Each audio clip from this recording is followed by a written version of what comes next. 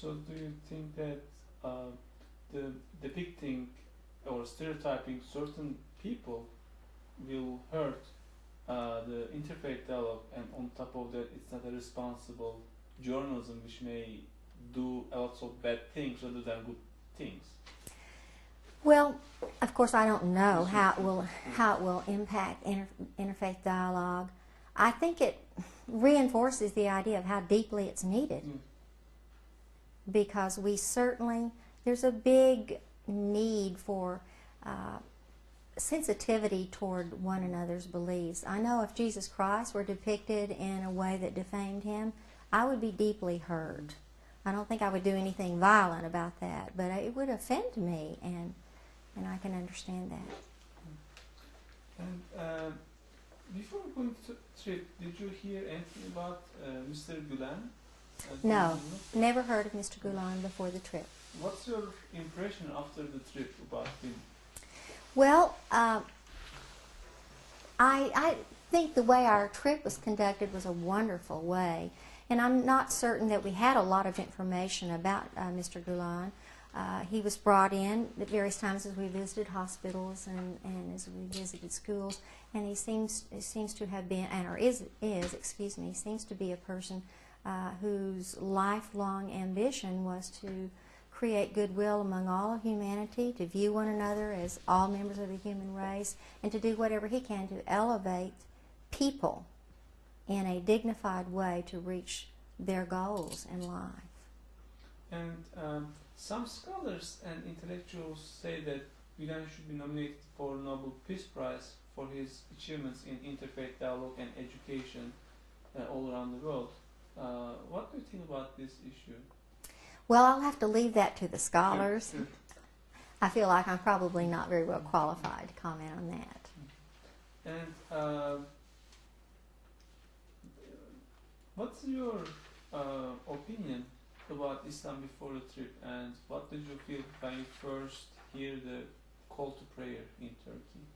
Oh, that was very interesting, first hearing the call to prayer, and I was intrigued by that, and of course, as a Christian, I believe very firmly in prayer.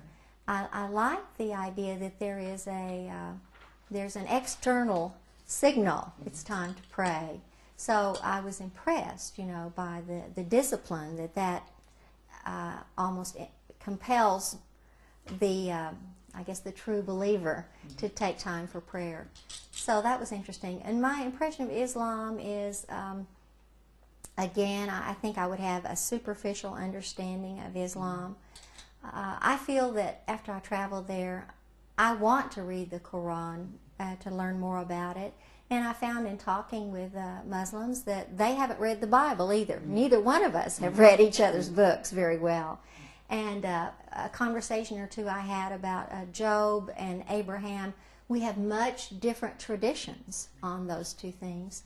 So it has certainly stimulated my interest and made me want to know more, and hope that Muslims want to know more too. And what did you see people praying in mosques all together in congregation? Oh, well, I saw people of dedication and sincerity worshiping in the way they feel is right, and it's a moment of reverence when you're in the presence of other people worshiping. And is there anything that you want to share with us beyond these questions? Let's see. I wrote a thing or two down. Well, I think what interfaith dialogue does that I am learning is it can unlock the power of religious tradition, and it can inspire inspiration, guidance, validation for all people, so that we can collectively move forward toward more nonviolent means of conflict resolution.